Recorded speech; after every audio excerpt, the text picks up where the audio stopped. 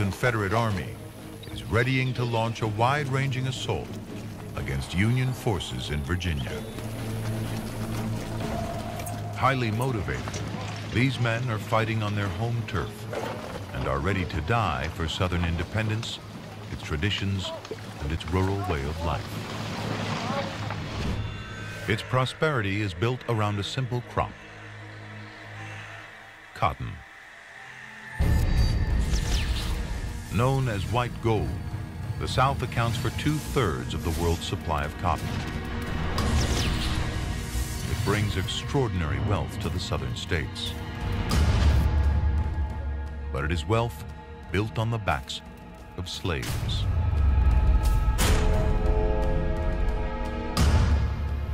Now Lincoln's victory at the ballot box threatens this traditional way of life and the slavery it is built on.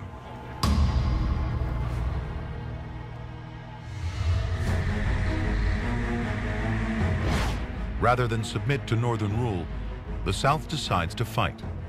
They want a separate nation. General Robert E. Lee takes command at the head of the newly formed Army of Northern Virginia. Lee, a brilliant graduate of the elite West Point Academy, is already a veteran of the Mexican War.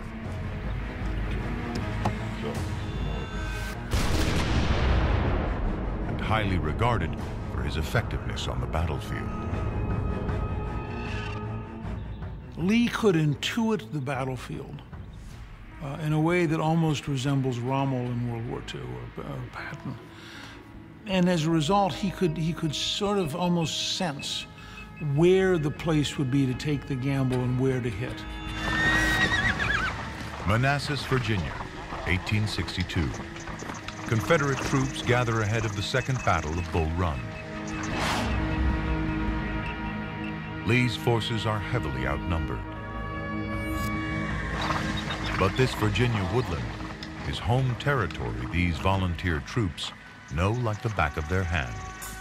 Rigid training and strict discipline have turned them into a formidable fighting force. If you'd been a betting man back then, you would have bet the South would have won.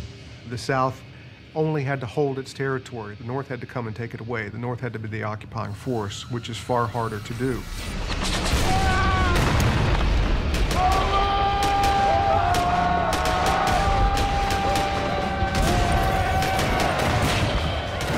At Bull Run, Lee easily demonstrates his force's superiority.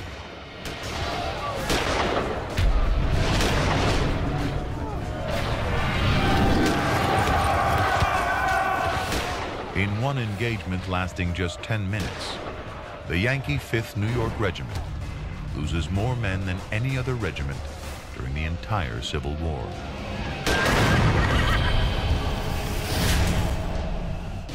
All told, Lee's men kill over 1,700 Union soldiers.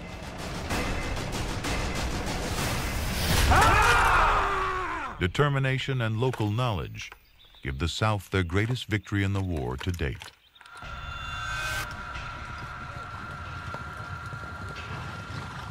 But Lee and his commanders have underestimated the nature of this conflict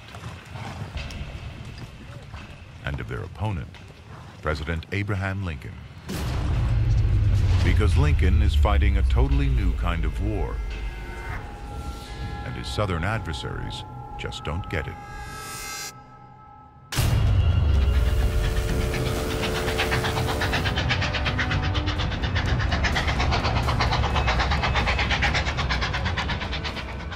A packed train speeds on its way south, ready to replenish the Union Army with fresh troops and supplies. Lieutenant George Benedict writes home. We were stowed away in freight cars and started out of the city. The train took 600 other troops besides our regiment and numbered 34 heavily loaded cars.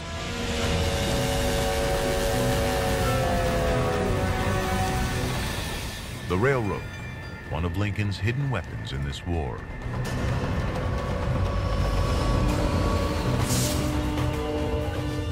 In one key operation ordered directly by the president,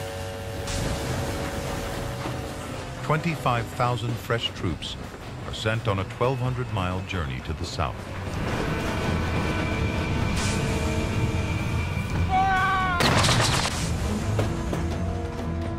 By road, it would take over 2 months.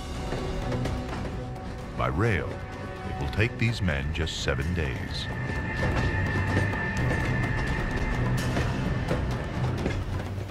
Following its introduction in the 1830s, America's rail infrastructure has gradually spread its tentacles across the country.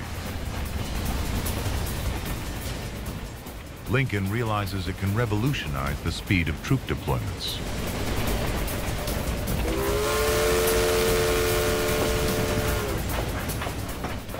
He strikes a deal with the rail owners to put the North's railroad network under government control. It turns the railroad into a weapon of war. Instead of armies being limited to the speed at which they could march, all of a sudden you had armies being able to move to the front by rail, and more importantly, supplies. Supplies and troops pour out of the north towards the battlefront. Some busy lines carry 800 tons of supplies a day, the equivalent of 80 railroad cars. In Lincoln's hands, the 24,000 miles of rail track in the north becomes an arm of his war machine. But the South has a far smaller network, just 9,000 miles at the start of the war, and it remains under private control. In the 4 years the war lasts, the North adds 4,000 miles of new track to its network, against just 400 miles in the South.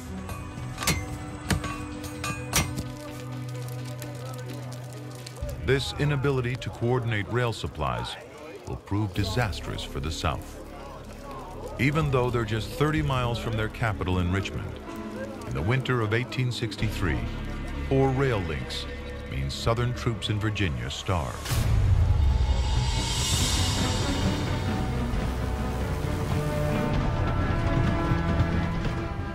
For all their brilliance and determination in battle, the South simply lacked the logistics to deliver a decisive blow.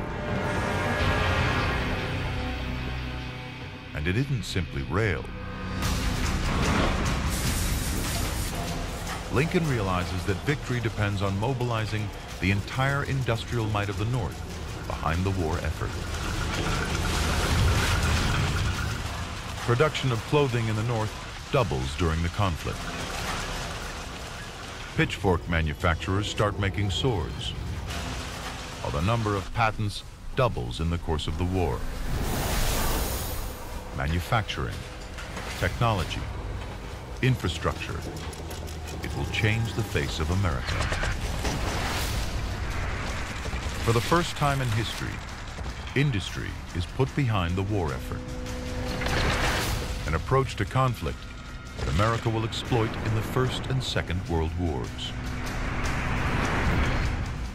It is the beginning of a new, integrated economy that will be the hallmark of the modern age.